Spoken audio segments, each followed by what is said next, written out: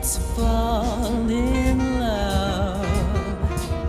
Kim Basinger, a timeless beauty, has more than just that charming smile going on behind the scenes. All we see is her smiling all the time, but as we know, the most beautiful smiles often hide the most heart-wrenching pain. She's always been dedicated to her true self, but life had many plans for her, some good, some bad. Behind that charming smile lies a story of struggles few could see. She's faced it all: fame, scandal, bankruptcy. How did she stand tough and true to her grounds without ever giving up? Let us dive into the journey of Kim Basinger, a woman who's the embodiment of talent and strength. Kim Basinger was born in Athens, Georgia on December 8, 1953, into a family that had a flair for the dramatic. Her mother, Ann Lee, was not just a model. She was also an actress and swimmer who graced the screen in several Esther Williams films. Her father, Donald Wade Basinger, was a big band musician and loan manager. He was also a U.S. Army soldier who landed in Normandy on D-Day, showing that bravery ran in the family. Being the middle child of 5, Kim grew up in a bustling household with 2 older brothers, Skip and Mick, and 2 younger sisters, Barbara and Ashley. With English, German, and Ulster Scots ancestry, her roots were as diverse as her talents. Raised a Methodist, Kim's early life was shaped by both family dynamics and the cultural landscape of the South. Now here's the thing about Kim. She was extremely shy. She was an introvert. In fact, her shyness was so intense that it would sometimes lead her to faint when asked to speak in class. A future star feeling so timid that speaking up felt like climbing a mountain. But don't count her out just yet. As she hit her mid-teens, something began to change. Kim found the confidence to audition for the school cheerleading team and successfully made the cut. That was just the beginning of her transformation. At 17, she entered America's Junior Miss Scholarship pageant. Winning at the city level, she was crowned Athens Junior Miss. Although she didn't take home the state title, her beauty was showcased in the national program. She also competed at the state level for the Breck Scholarship, landing a feature in an ad for Breck alongside her mother. It seemed like the world was starting to take notice of her radiant beauty. Originally, Kim had been offered a modeling contract with the Ford Modeling Agency, but she decided to pursue singing and acting instead. When we are alone, what happens to time? However, after some time, she found herself reconsidering and headed to New York to become a Ford model. And wow, she was earning $1,000 a day. But despite the glamorous paycheck, modeling wasn't her passion. She once said, "It was very hard to go from one booking to another and always have to deal with the way I looked. I couldn't stand it. I felt myself choking." Even as a model, she avoided mirrors because of her insecurities. It's wild to think someone so beautiful felt that way. After landing modeling gigs, including a notable feature as the Breck Shampoo Girl, Kim appeared on countless magazine covers, even gracing the debut album of the band Survivor. Clean. I mean really clean. And it holds any set I want. New beer-enriched shampoo, Body on Tap, gives your hair super body, super hold. Brewed with 1/3 real beer. Wow. But don't drink it. But she didn't just stop there. Kim was determined to define her craft. While modeling, she juggled acting classes at the neighborhood playhouse and even performed in clubs in Greenwich Village as a singer. Her journey wasn't just about the glitz and glam of the modeling world. It was about finding her true self. She became an alumna of the William Esper Studio for the Performing Arts in Manhattan, where she really began to explore her talent. With her determination and growing confidence, life was just starting for Kim. It was just the beginning of an extraordinary adventure that would take her from a shy girl in Georgia to a Hollywood star. Now comes the time when she stepped into the glamour world. In 1976, after spending 4 years gracing the covers of magazines, Kim Basinger decided it was time for a change. She packed her bags and headed to Los Angeles to chase her dream of acting. She was this girl full of passion, ready to take on Hollywood. She got her start by making guest appearances on popular TV shows like Macmillan and Wife and Charlie's Angels. Fun fact, she actually turned down a regular role on Charlie's Angels, which later went to Cheryl Ladd. Her big break came with a made-for-TV movie called Katie, Portrait of a Centerfold in 1978. In this film, she plays a girl from a small town who arrives in Hollywood, only to become a famous centerfold for a men's magazine. What's this, your prize? One of them. Well, Herman's gonna have to write you a ticket up. Where are you gonna go? Hollywood, in California. Hollywood. It's like a behind-the-scenes look at the glamorous yet tough world of modeling. And it was somewhat similar to her story of life. In 1979, she starred alongside legends Natalie Wood, William Devane, and Steve Railsback in a mini-series remake of From Here to Eternity. She even reprised her role as a prostitute named Lorene Rogers in a spin-off series that aired in 1980. The following year, in 1981, Kim posed for a stunning pictorial for Playboy, which was quite the splash at the time. She also made her feature film debut in Hard Country, a rural drama that critics loved, even if it didn't get a lot of attention. She continued to impress with her performance in Mother Lode, directed by Charlton Heston, an adventure that showcased her versatility. Kim was just getting started, and the best was yet to come. After Kim Basinger's iconic 1981 Playboy shoot, things really started to take off for her. She used that shot to promote her breakthrough role as the Bond girl, Domino Patachi, in Never Say Never Again, where she starred alongside the legendary Sean Connery. A review from Gary Arnold at the Washington Post described her as looking like a voluptuous sibling of Liv Ullmann, and noted that she had a certain something. And can you believe Never Say Never Again grossed a whopping $160 million worldwide? Cha-ching! Kim's appearance in Playboy opened up a whole new world of opportunities for her. Soon after, she landed a role as the love interest of a baseball star in The Natural alongside Robert Redford. That performance snagged her a Golden Globe nomination for Best Supporting Actress. Blake Edwards, the genius director, couldn't resist casting Kim twice. First, she played a beautiful woman married to a Texas millionaire in The Man Who Loved Women. Then she portrayed a seemingly shy woman who goes on a date with a workaholic in Blind Date. You can just picture her charm stealing the show. Yes. Many meetings. Short, but quick. Can I say that? I can. Yeah, I think you could say that. No. They're two nice words. Nothing wrong with either word. Okay. In 1985, she teamed up with Robert Altman in Fool for Love, playing a woman hiding from her former lover in a rundown motel. And in 1986, she starred in 9½ Weeks alongside Mickey Rourke. This film was all about a brief but intense affair between a New York City art gallery employee and a mysterious Wall Street broker. Although it didn't do well in North America, it became a massive hit in Europe, especially in France. Roger Ebert praised it, comparing it to Last Tango in Paris, saying Kim brought an erotic tension that was convincing, complicated, and sensual. While the success of some films varied, Kim was definitely carving out her niche in Hollywood, amassing over $400 million in box office totals.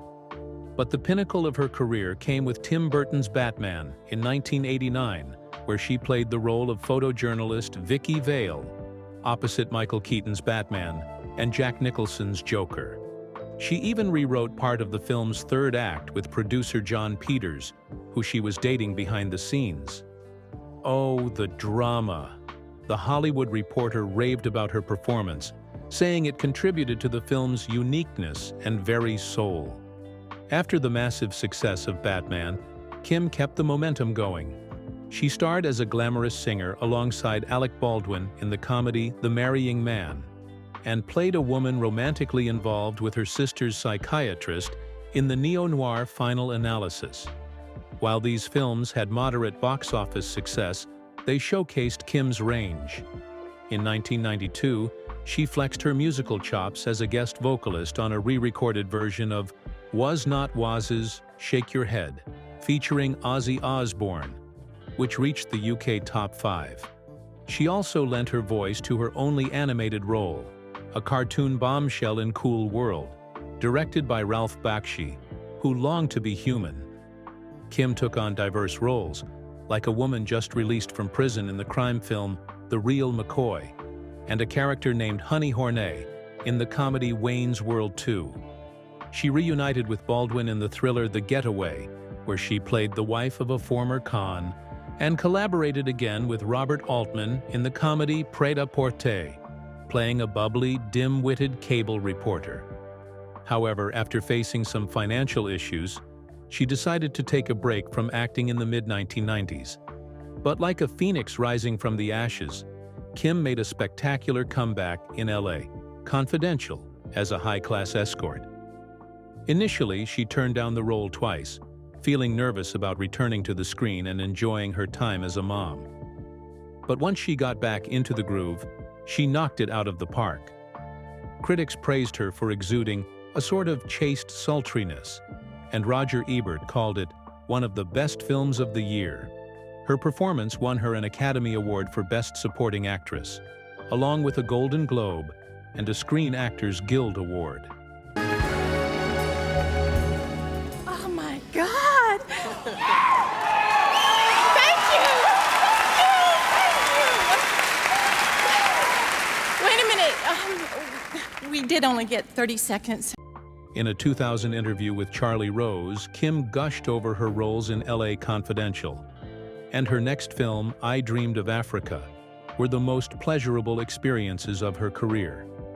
She took on the role of a mother dealing with some serious family issues in the film 8 Mile, starring opposite the one and only Eminem. Still at that Little Caesars over in Warren? Nah, I'm down in New Detroit stamping now. Got fired from a pizza place. Yo, at least I got a job. The film? A box office hit. It raked in a whopping $242.9 million worldwide.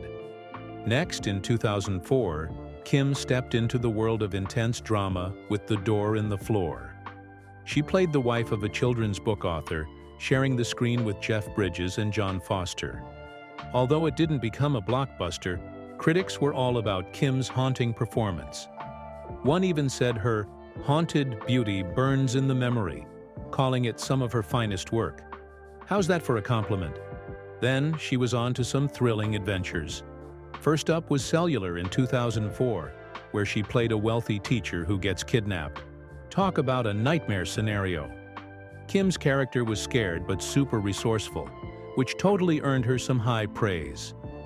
Entertainment Weekly called her a vividly frightened yet resourceful woman in peril.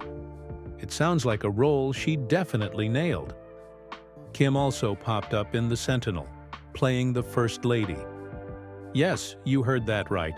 She was rubbing shoulders with Michael Douglas and Kiefer Sutherland.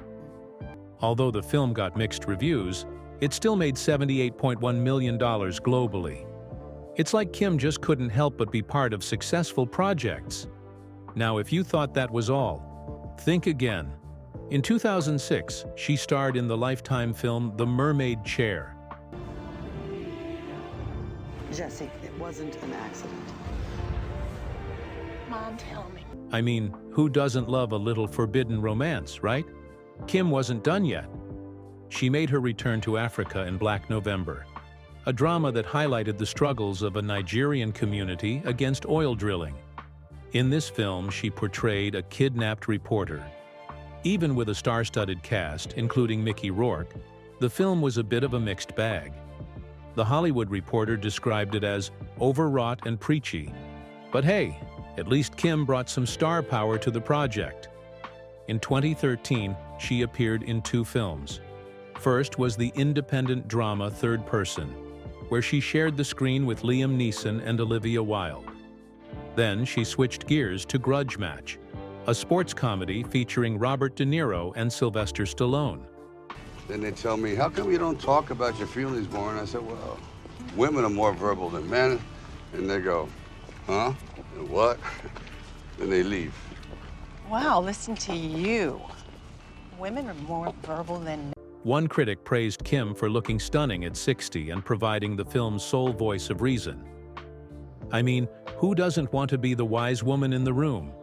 And let's not forget about her foray into the steamy world of 50 Shades. Yes, that movie. Without me, he'd be in jail or dead. And he would say the same. I'm not listening to that. Do you think you're the first woman he'd hoped would save him? He needs a submissive in life. In 2017, she jumped back into the limelight as Elena Lincoln, the business partner and former lover of Christian Grey. The movie made a staggering $381.4 million worldwide. Kim reprised her role in the sequel, 50 Shades Freed, showing that she's still got it. Kim Basinger's career is a wild roller coaster of unforgettable roles, from glamorous leading lady to the wise woman with all the answers. With a blend of charm, sass, and undeniable talent, she continues to captivate audiences and prove that she's a force to be reckoned with in Hollywood. All the movies and glamour we've seen so far make it seem like Kim Basinger is just a regular girl living her dreams, right? She's been in the spotlight for decades, enchanting audiences with her beauty and talent. But hold on, you might be thinking, what about her love life? Did she find her prince charming? Well, let me tell you, her journey through romance has been nothing short of a roller coaster ride. Let's rewind a bit. Before Kim became a household name, she was making her way through the dating scene, dating model Tim Saunders, photographer Dale Robinette, and even football legend Joe Namath. Yup, a star-studded lineup. But her romantic journey really took a wild turn when she tied the knot with makeup artist Ron Snyder-Britton on October 12, 1980. They met on the set of Hard Country, and things seemed bright at first. But not everything was sunshine and rainbows. Just a year into their marriage, Kim developed agoraphobia after a panic attack in a health food store. Imagine being stuck at home for 6 months. It's tough to feel trapped, especially when you're married. Snyder-Britton, in a twist of fate, quit his job and changed his last name to Britton just to keep Kim's initials the same. I mean, who does that? But the fairy tale didn't last, and by Christmas 1989, they were done. Kim was paying him a hefty $9,000 a month in alimony for 8 years. What? And guess what? Snyder-Britton spilled the tea in his memoir, Longer Than Forever. He opened up about their whirlwind romance and even his affair with Richard Gere. Can you imagine the drama? With her first marriage behind her, Kim dived headfirst into the dating pool. She had a fling with hairdresser and producer John Peters, and there were whispers of romance with the iconic Prince, who was working on the Batman soundtrack at the time. I mean, dating a music legend? Next level. But that was just the beginning. She had short-lived relationships with fitness trainer Phil Walsh and fashion designer Alexio Gandara. It seemed like Kim was on a quest for love, but it wasn't smooth sailing. Then came the fateful day in 1990 when she met her second husband, Alec Baldwin, on the set of The Marrying Man. Sparks flew, they saw the chemistry, and they tied the knot on August 19, 1993. They even starred together in a remake of The Getaway and had a memorable cameo on The Simpsons, where Kim hilariously corrected Homer Simpson's pronunciation of her last name. It was like a fairy tale, until it wasn't. Their daughter, Ireland, was born on October 23, 1995. And while that was a beautiful moment, their marriage started to spiral. After separating at the end of 2000, they fought a messy custody battle that Baldwin later described as contentious. He claimed Kim spent over $1.5 million to keep him from seeing Ireland. Yikes. But wait, there's more. After the dust settled from her marriage with Baldwin, rumors started swirling about her romance with 8 Mile co-star Eminem. Now that's a pairing nobody saw coming. However, the rapper firmly denied those rumors, insisting they were just friends. Oh, the tension.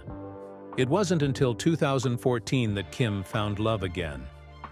Here came Mitch Stone, her hairstylist, Just like her previous partners, he knows how to keep those locks looking fabulous. They wore matching gold bands and moved in together, proving that sometimes love comes from unexpected places. Kim's love life sounds like an intense love story filled with ups and downs, heartbreaks, and the search for true connection. She's been through the ringer, just like many of us, but she's kept shining through it all. It's relatable, isn't it? Even in the glamorous world of Hollywood, love can be a wild adventure. And who knows, maybe she's found her happy ending this time around.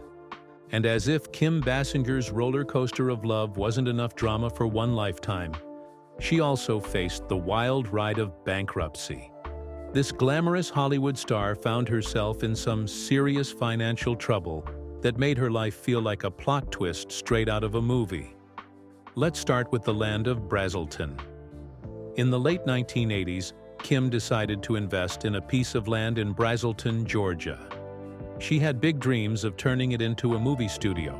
Sounds like a fantastic idea, right? But in a classic case of the best laid plans, things didn't go as she envisioned. Kim bought 1,751 acres for a whopping $20 million. That's a lot of dough for a piece of land. Initially, she wanted to create a film hub to promote the film industry in Georgia. Who wouldn't want to do that? However, the reality of the situation hit her hard. The ambitious plans fell through, and the project became more complicated than expected. In 1993, she was forced to sell the land back to the previous owners, and guess what? She had to pay $3.3 million in damages. Talk about a financial blow. This massive loss was just the beginning of her money troubles. Fast forward to 1994, when Kim was supposed to star in the movie Boxing Helena. The film was a thriller that had all the makings of a hit, but it became infamous for the chaos behind the scenes. Initially, Kim was signed on to play the lead role, and her salary was set at $1 million. However, she suddenly decided to drop out of the project after some disagreements about the film's direction and content. This decision came back to haunt her in a big way. The producers of Boxing Helena didn't take her withdrawal lightly. They sued her for $8 million, claiming she had breached her contract. Kim's team argued that she had a valid reason for stepping away, citing creative differences. But the lawsuit turned into a legal nightmare, dragging on for years. The media went wild with the drama, turning it into a sensational story. As the lawsuits piled up and financial pressures mounted, Kim found herself in a dangerous situation. In 1999, she filed for Chapter 11 bankruptcy. Yes, the Oscar-winning actress was officially broke. Her assets were listed at around $1 million, but her debts soared to over $5 million. It was a shocking turn for someone who had been one of Hollywood's biggest stars. The public's reaction was a mix of disbelief and sympathy. Many couldn't digest the fact that a successful actress could end up in such a dire situation. But life can be unpredictable, even for the rich and famous. The Boxing Helena case alone cost her a fortune and became a painful reminder of the risks that come with Hollywood's glitzy lifestyle. Amidst the chaos, Kim Basinger maintained her sense of humor and resilience. She didn't let her financial troubles completely derail her career. After filing for bankruptcy, she slowly started to rebuild her life and finances. And that's when she took on various roles, including starring in films like The Mermaid Chair and 50 Shades Darker, helping her get back on her feet. Through it all, Kim showed that she could bounce back from adversity. She became an inspiration for others facing their own struggles, proving that even in the darkest times, there's always a glimmer of hope. The bankruptcy saga was a challenging chapter in her life, but it didn't define her. She experienced heart-wrenching romances and faced financial disasters. But through it all, she remained a strong and tough force. If you thought Kim Basinger's life was all about the glam, drama, and those wild ups and downs in love and money, hold on tight. The unexpected twist in her story involves family, a whole new layer of complexity that makes her journey even more intriguing and, well, a little more stressful for her. Kim's parents, Don and Ann, had a long, complicated relationship that lasted from 1948 to 2016. Yep, 68 years. But they separated in 1980 and had barely any contact for the last 36 years of Don's life. Despite the distance, they never officially divorced. It's like they were in this bizarre, unspoken limbo that raised eyebrows and sparked rumors. Now, fast forward to the mid-1990s. Kim found herself in a tough spot with her family. She became estranged from her mother, Anne, and almost all her 4 siblings. Family rifts can be tough, especially for someone as high-profile as Kim. It was a rocky time for her, and she kept her family close to her heart, but at a distance in reality. When she tied the knot with Alec Baldwin in 1993, only her father, Don, and her youngest sister, Ashley, were invited to the wedding. It's almost heartbreaking to think about how her family dynamics were shifting. Fast forward to the 1998 Academy Awards, where Kim took home the Oscar for Best Supporting Actress for L.A. Confidential. In her acceptance speech, she expressed gratitude only to her father and sister, leaving out the rest of her family. That speaks volumes about the strain in her relationships, doesn't it? By 2002, things between Kim and her mom were still pretty rocky. They were estranged, and you could feel the weight of that disconnect. But here's where the story takes a hopeful turn. In 2015, things started to change. Anne spoke to Radar Online and mentioned that Kim was planning to come home to Georgia for Christmas. It seemed like they were finally starting to mend fences after years of silence. So, Kim's family story is just as layered and complicated as her love life and financial ups and downs. It shows us that even the stars deal with their own family drama, going through all the heartaches and hopes of reconnecting with loved ones. And who knows, maybe this chapter of her life is just getting started. Today, Kim Basinger is living a life that reflects her passion for animal rights and vegetarianism. She's not just a former Hollywood star. She's become an advocate for the voiceless. With her strong beliefs, Kim has taken a stand against practices that harm animals, showing a commitment to making a difference. Kim has lent her celebrity status to various causes, including posing for PETA's anti-fur advertisements. This isn't just a side gig for her, it's a heartfelt mission. She even filmed a public service announcement for Farm Sanctuary, raising awareness about the plight of downed farm animals, those who are too sick or injured to stand. In a significant move, Kim was instrumental in creating a bill that protects diseased and crippled farm animals, which was signed into law by the California governor, Pete Wilson. This legislation was a big step in ensuring that these vulnerable animals receive the care they deserve. In August 2018, she spoke with Samaritan magazine, shedding light on the horrifying dog meat trade that persists in parts of Asia. Her efforts to raise awareness about such issues show that she's not afraid to tackle the hard subjects, aiming to inspire change in the world. With her commitment to animal welfare and advocacy, it seems like she's just getting started. It's fascinating to see how someone who has faced so many personal challenges now channels her energy into fighting for those who can't fight for themselves. It's really inspiring to watch someone like her still remain all smiles even after what she went through. But what do you think motivates her to keep pushing for these causes? Could it be her own experiences that fuel this passion? What do you think is next for her? Share your thoughts in the comment section below, and make sure to subscribe to the channel for more. Thanks for watching.